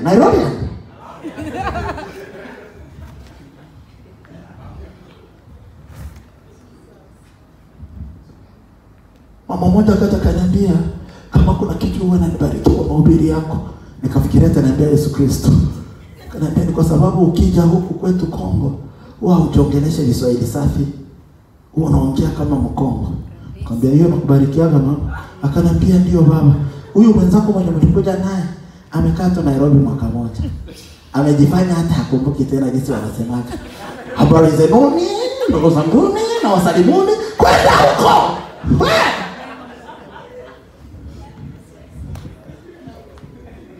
Hiyo ni kutokujikubali. Jikubali ndugu yangu. Wewe ni wa baraka. Wewe ni mzuri. Wewe ni mrembo dadangu. Wewe ni mzuri kakangu. Jikubali. Mimi siwezi imagine nikiwa bila kitambi nitakuaje saa hizi. Kai. Sasa tamani nitamwambiaje kama mtu amebarikiwa na shavu hakuna. Najikubali vile nilivyo, nikitembea nasikia mzuri, hiyo mwendo yangu ndio hiyo tu. Alo, leo nimekuja kukwambia laana zingine ni za kujiletea. Laana zingine haziko laana. Laana ya kwanza ya maisha yako ni akili yako. Ukilaani akili yako unalaani kila kitu. The Bible says, as a man thinketh, so he is. Afikiriaje mtu ndivyo alivyo. Unafikiriaga nini kila siku? Mimi sipendezi, mimi sikubaliki, mimi sifai. Ndio hata ukisalimia mtu jambo, akisema jambo zako, Emma amenicheka. Sasa nikismile nimekucheka, nikifunga uso nimekiwazia. Unataka nifanye nini? Wewe badilika na uvunje laana zilizo ndani ya akili yako. Kama unanisikia sema amen. Kuna watu hata wanatoka kanisa, anahama kanisa anasema mimi pastor akikutana babu anamuhag, akikutana baba Moshe anamuhag, akikutana mimi analipia mkono. Hiyo ni kunidharau. Jamani, acha nikuambie ukweli, salamu huwa inafanana na mwenye wataipea. Ukimkatia ni kuhagu ni umesikio. Niliona baba ana smile nikampea hug. Niliona huyu ana smile nikampea hug. Niliona unamkutia nikasema hata nikuobserve. Alo? Nikisema kumwambie acha kujilaani. Nilikwambia kuna milango 5 ambayo unafaa kuangalia kwa maisha yako kama unataka kwenda juu ya laana ya pekee. 1, akili. 2, macho yako. Ruhusu macho yako yaone maovu. Ruhusu macho yako yaone mafanikio. Nilikwambia ya 3 ni kinywa chako, mlango wa maneno yako. Maneno unayoyasema yatakulaani ama yatakubariki. 4, masikio yako. Maneno unayoyasikia yatakujenga ama yatakubomoa. Ruhusu kila kitu karibu yako yanene mazuri, mabaya yakatae. Ya 5 ni moyo wako. Biblia inasema linda moyo wako kuliko yote uyalindayo, maana ndani yake mnatoka chemchemu ya maji ya uzima. Unabeba watu wengi kwa moyo wako, ni laana dadangu. Uko na ule manono wa yu, uko na ule manono, yu umeshaisha. Bado ungali unatarajia nipigia tena. Yu umeshafunga. You have 5 men na wasita si wako. Moyo imejaa kujaa mpaka inafurumia. Mpaka watu kutumia good night zinapishana hivi hujui nani utajibia. Rafiki yangu pastor mwingine siku moja akafanya mistake, akatai pick message kisha akakituma kwa group ya church.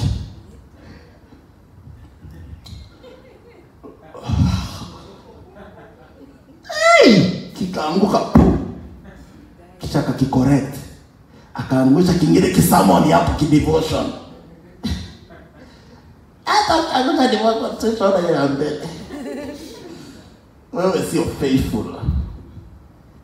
Na mistake ilikuwa kubwa kwa sababu alikisukuma hiyo kimessage akiwa kwa mkutano na mke wake anakaa karibu yake. So hawezi kupretend alikuwa anataka kutumia mama ama hani. Alikuwa anatumia kampango ya kana. Kakaanguka kwa group ya church. Aka left.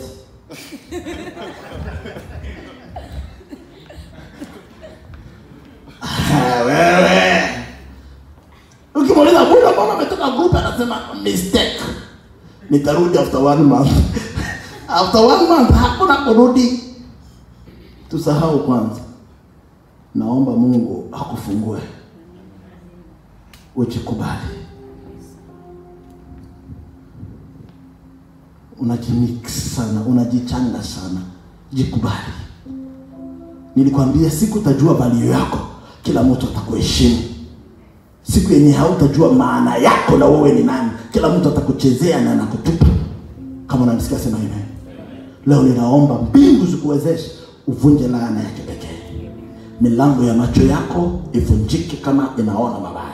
Masikio yako iache kusikia maovu. Unasikia mtu anasikizaga secular music all throughout, lakini anataka anene kwa lugha.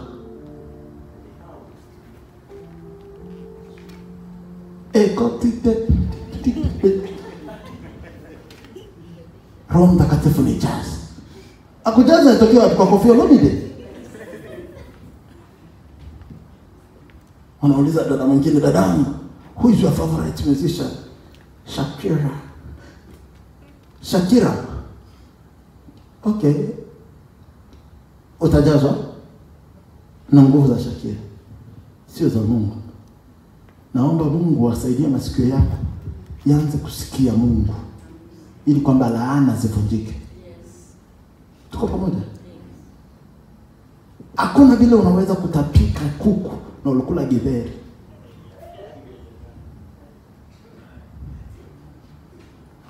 Halo? Maneno unasemaga inadependi na kinyo kulaka. Mwenye macho yake inaishiaga kwa Biblia anatapikaga maneno ya Mungu. Kama unanisikia sema amen.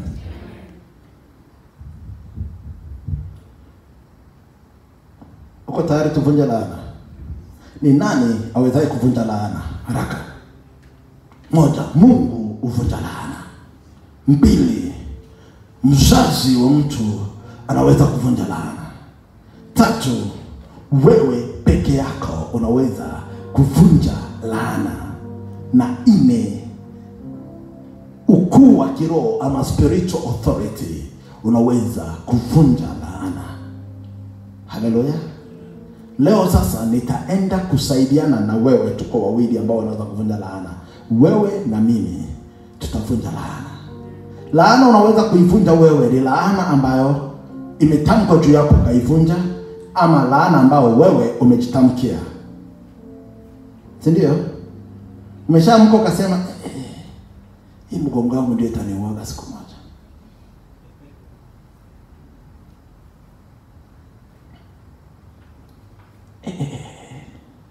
Unajua mimi naona kama siku moja nitakufaga kwa accident. Na njoo yenye itakuuaga. Leo utavunja hiyo maneno kwa jina la Yesu. Wewe unafahamu mjinga sana wewe, mjinga sana. Na wewe mwenye unaambiwa unasema ujinga wako. Mtu kuna kulaani live na uko ukisikia.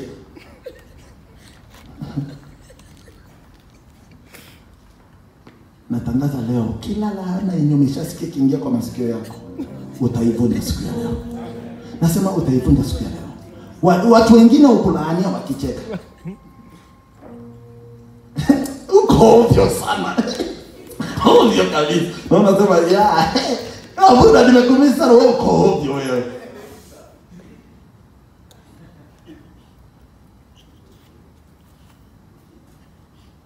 Nasikia kila mara on Thursday kuna kwa jamaa mmoja anachoga anaambiaga watu eti angalia jirani akamwambia stupid. Na kila mtu anaangalia wenzake na kicheka stupid.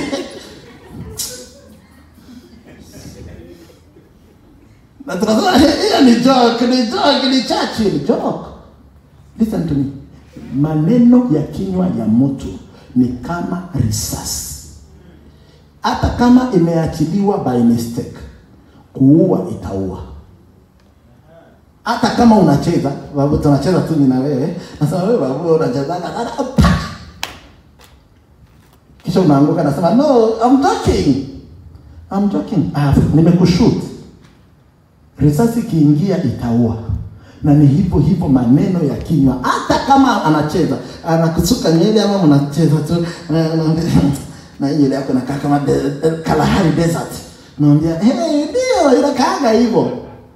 Wewe.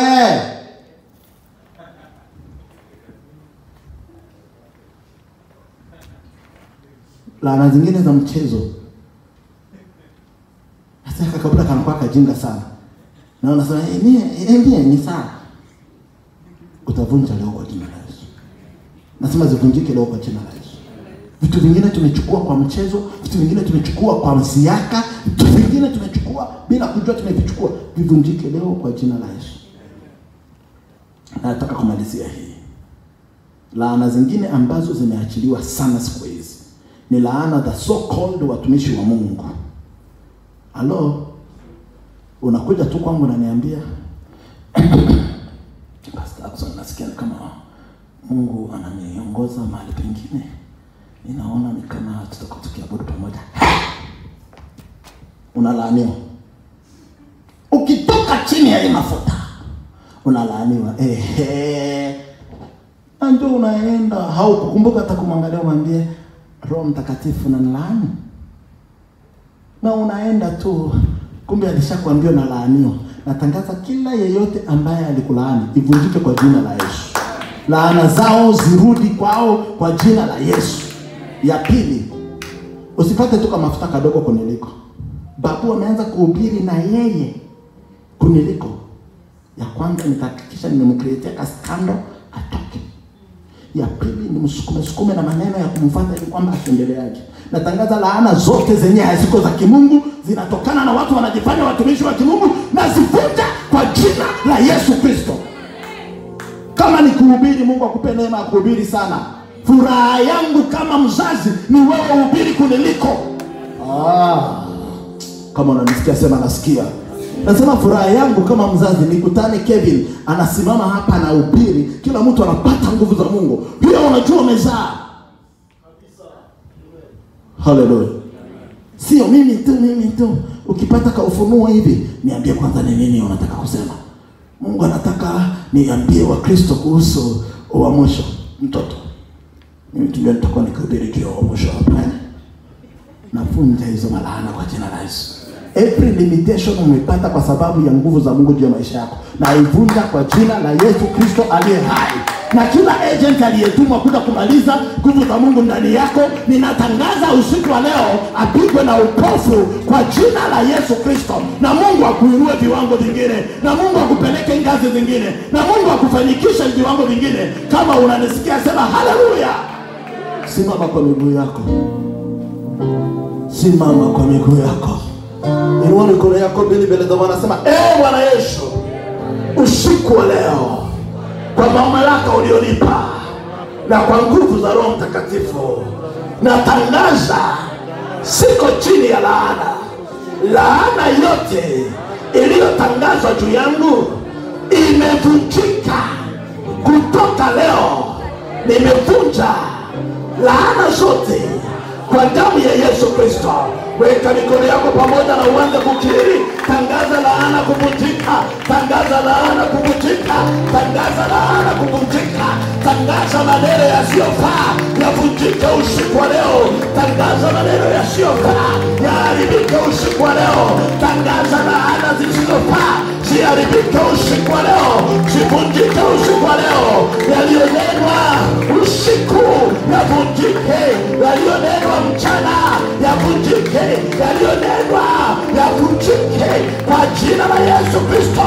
Tuharibu laana, tuteketeza maneno ya vitu vinavyofaa. Nguvu zote zilizoachiliwa kinyume ya mapenzi ya Mungu zinazoharibu maisha yetu usiku wa leo zivunjike, ziharibike, ziteketee, ziharibike kwa jina la Yesu Kristo. Kwa uwezo wa damu ya Yesu tunatangaza laana zinavunjika. Tunatangaza laana zinaharibika. Tunatangaza laana zinavunjika kwa jina la Yesu. Maneno yaliyotajwa juu ya maisha yetu usiku wa leo tunayaharibu, tunayateketeza, tunayavunja, tunayakanyaga kwa damu ya Yesu Kristo. Tunayateketeza. Twatangaza laana kuvunjika. Twatangaza kuvunjika kwa laana. Laana zimevunjika juu yetu. Hatuko tena chini ya laana, tuko juu ya neema. Tunatangaza neema ya Yesu juu ya maisha yetu. Laana zivunjike. Maneno yaliyonenwa kwa maisha yetu yaliyotusumbua kwa miaka rudi miaka nenda yavunjike sasa kwa damu ya Yesu. Kwa damu ya Yesu. Kwa damu ya Yesu. Kwa damu ya Yesu. Kwa damu ya Yesu. Kwa damu ya Yesu. Kwa damu ya Yesu. Kwa damu ya Yesu. Balera basaka bandara barabasa rebeza bandara barabando reketo segoda barabando la bandara barabasa shakayanda. Laana zote zilizoachiliwa juu ya maisha yetu ivunjike siku ya leo. Tulizojiletea wenyewe, tulizoziaruhusu wenyewe, zivunjike pia. Laana zote zilizokuja kwa njia ya ukoo zivunjike. Laana zote zile kwa maisha yetu tuaziamuru usiku wa leo zivunjike, zivunjike, zivunjike, zivunjike, zivunjike, zivunjike, zivunjike. Haleluya. Sifa kwa Mungu. Natangaza uko huru. Natangaza hauko chini ya laana. Natangaza hauko chini ya kongwa za giza. Natangaza maneno yote iliyotamkwa juu yako, yaliyofunga maisha yako, yavunjike kwa damu ya Yesu Kristo. Natangaza chochote ulichokiruhusu kikaingia na kupenya kwa maisha yako, kwa nguvu za damu ya Yesu Kristo, kingoke na kipotee kwa jina la Yesu Kristo. Mawazo machafu yaliyoruhusu laana zikakupenetria, natangaza zivunjike usiku wa leo. Natangaza milango yote 5 ya maisha yako ifunikwe na damu ya Yesu. Macho yako yaone Mungu, masikio yako yasikie Mungu, kinywa chako kikiri Mungu. Natangaza kutoka leo mawazo yako yamwaze Mungu. Natangaza moyo wako ujae Mungu. Natangaza nguvu za laana juu yako zivunjike, zisipate nafasi tena. Natangaza laana zilizokiriwa kutoka ushago, kutoka town, kutoka nje ya nchi, kutoka mahali popote pale, zivunjike usiku wa leo.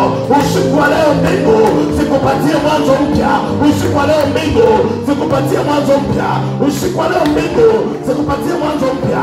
Ndugu zako, baba zako, mlongo zako walikulaani, lakini kwa uweza wa damu ya Yesu navunja laana zote, nateketeza laana zote, nazirudisha mbali na wewe. Natangaza any curse from your family will never succeed. Any curse from your family will never succeed. Any curse from your bloodline will never succeed. Natangaza laana zote zile zitokazo mahali ujuako na mahali usipojua zivunjika usiku wa leo na zisirudi tena kwako. Kutoka leo uko huru. Kutoka leo uko huru. Kutoka leo uko huru. Natangaza uko huru. Natangaza uko huru. Natangaza uko huru sasa na milele. Laana ya kuhangaika na umaskini imevunjika. Laana ya kukosa ndoa imevunjika. Laana ya kukosa amani imevunjika. Laana ya kutokutulia kuhangaika imevunjika. Laana ya kufukuzwa kukataliwa imevunjika. Laana ya kutokupata watoto wenye akili timamu imevunjika. Laana yoyote juu ya maisha yako imevunjika, imevunjika, imevunjika, imevunjika, imevunjika, imevunjika, imevunjika, imevunjika, imevunjika kwa jina la Yesu.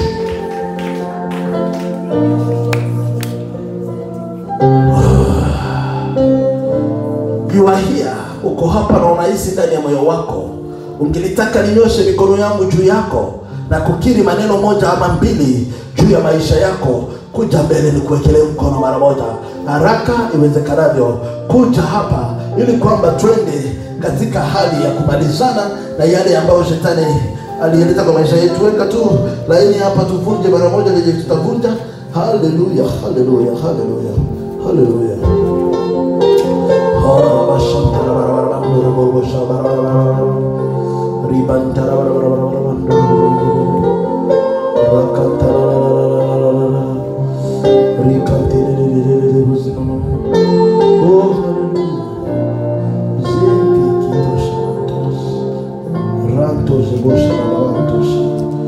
Haleluya, haleluya. Inueni tu mikono yenu mbele za Bwana.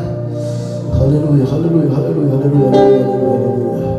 Sifa kwa Mungu kwa sababu vifungo vya laana vilivyowafunga hawa vinaenda kuvunjika usiku wa leo.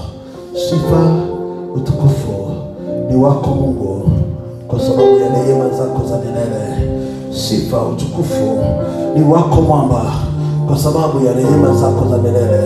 Sifa, utukufu ni wako Mwamba kwa sababu ya rehema zako za milele. Natangaza sasa kila laana iliyoachiliwa juu ya maisha yako, kwa nguvu za damu ya Yesu Kristo, na ivunja usiku wa leo, na iharibu usiku wa leo. Toka laana ya shetani, ondoka na usirudi tena kwake. Toka ndani yake, na wala hauna tena nguvu juu yake. Toka kwa jina la Yesu, toka ndani yake kwa jina la Yesu Kristo aliye hai. Natangaza kutoka siku ya leo, laana zote zilizoachiliwa juu ya maisha yako kuvunjika kabisa kwa damu ya Yesu Kristo. Na amuru laana zote zilizoachiliwa juu ya maisha yako kuvunjika kwa jina la Yesu Kristo. Na amuru laana zote zilizokiriwa juu yako kuvunjika kwa jina la Yesu Kristo. Wewe sio tena mlaaniwa, wewe ni mbarikiwa. Toka siku ya leo, wekwa huru sasa. Kutoka siku ya leo, funguliwa sasa. Toka siku ya leo, wekwa huru sasa kwa damu ya Yesu Kristo. Na vunja laana zote zilizokiriwa juu yako, na ziharibu kwa damu ya Yesu. Na tangaza laana zote zile zilizotangazwa juu ya maisha yako kuvunjika kwa jina la Yesu. Na tangaza laana zote zilizoachiliwa juu yako zivunjike kwa jina la Yesu Kristo aliye hai. Na tangaza laana zote zile zilizoachiliwa juu ya maisha yako zivunjike kwa jina la Yesu. Laana zote zilizoachiliwa juu yako zivunjike kwa jina la Yesu. Na tangaza laana zote zilizotangazwa juu yako zivunjike kwa jina la Yesu. Laana zote zile zivunjike kwa maisha yako toka siku ya leo. Laana zote zile zivunjike kwa jina la Yesu. Zivunjike kwa jina la Yesu. Zivunjike kwa jina la Yesu. Zivunjike kwa jina la Yesu. Zivunjike kwa jina la Yesu. Zivunjike kwa jina la Yesu. Zivunjike kwa jina la Yesu. Laana zote zile zilizoachiliwa juu ya maisha yako na ziamuru zivunjike kwa jina la Yesu. Laana zote zile zifanyazo kazi kwa maisha yako zivunjike usiku wa leo kwa jina la Yesu Kristo aliye hai. Zivunjike usiku wa leo kwa jina la Yesu. Natangaza laana zote zile zilizokiriwa juu yako zivunjike sasa kwa jina la Yesu. Zivunjike sasa kwa jina la Yesu. Zivunjike sasa kwa jina la Yesu. Naamuru zivunjike usiku wa leo kwa jina la Yesu Kristo aliye hai. Kwa jina la Yesu aliye hai. Natangaza laana zote zilizokiriwa juu yako kwa damu ya Yesu zivunjike. Kwa damu ya Yesu Kristo zivunjike. Haijalishi zilikiriwa na nani, zivunjike usiku wa leo kwa jina la Yesu. Laana zote zivunjike. Laana zote zilizoachiliwa juu yako zivunjike usiku wa leo. Zivunjike usiku wa leo. Zivunjike usiku wa leo. Zivunjike usiku wa leo kwa damu ya Yesu Kristo aliye hai. Natangaza laana zote juu ya maisha yako zivunjike usiku wa leo kwa jina la Yesu Kristo aliye hai. Natangaza laana zote juu ya maisha yako zivunjike kwa jina la Yesu. Zivunjike kwa jina la Yesu. Zivunjike kwa jina la Yesu. Natangaza laana zote juu ya maisha yako zivunjike sasa. Toka sasa. Achilia yeye sasa. Ondoka sasa. Laana chafu toka juu ya maisha yake kutoka usiku wa leo. Natangaza laana zote zilizokiriwa juu yako zivunjike sasa kwa jina la Yesu. Zivunjike sasa kwa jina la Yesu. Zivunjike sasa kwa jina la Yesu. Natangaza laana zote zilizokiriwa juu yako zivunjike usiku wa leo. Vunjike sasa kwa jina la Yesu. Toka ndani yake kwa jina la Yesu. Laana zote zilizokiriwa zivunjike kwa jina la Yesu. Zivunjike kwa jina la Yesu. Kwa damu ya Yesu Kristo. Laana zote zilizokiriwa juu yako na zivunjike kwa jina la Yesu. Zivunjike kwa jina la Yesu. Zivunjike kwa jina la Yesu. Navunja kila laana iliyokiriwa juu yako. Navunja kila laana iliyokiriwa juu yako. Toka ndani yake na usirudi tena kwa jina la Yesu. Laana zote zilizoachiliwa juu yako na zivunja na kuziharibu na ziteketeza na kuzivunja kwa jina la Yesu Kristo aliye hai. Wekwa huru sasa. Laana zote zile juu ya maisha yako na ziharibu na ziteketeza na zivunja kwa damu ya Yesu Kristo aliye hai. Natangaza ufungulivu juu yako. Natangaza ufungulivu juu yako. Laana zote zilizokiriwa juu ya maisha yako na zivunja usiku wa leo kwa damu ya Yesu Kristo aliye hai.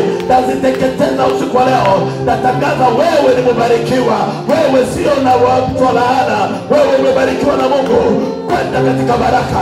Natangaza kutoka siku ya leo baraka zote za Mungu juu yako.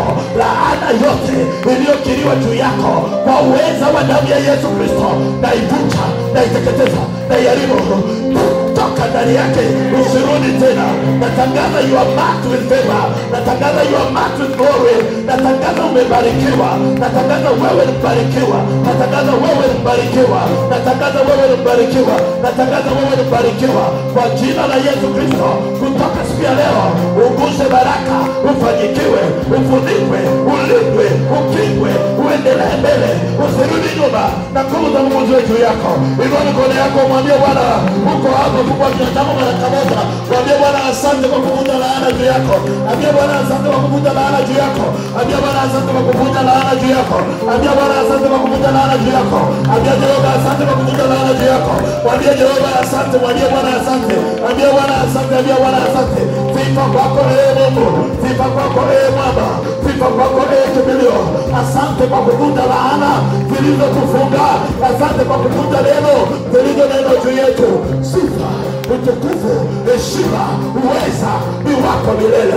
Unatosha. Mpe Bwana makofi ya shangwe kwa neema ya kuvunjiko la laana. Mpe Bwana makofi ya shangwe kwa neema ya kuvunja kila kitu kilichoachiliwa juu yetu. Sifa kwako Baba, sifa kwako mweza, sifa kwako Adonai kwa ile ambayo umeifanya juu yetu usiku wa leo, kwa jina la Yesu Kristo. Amen. God bless you.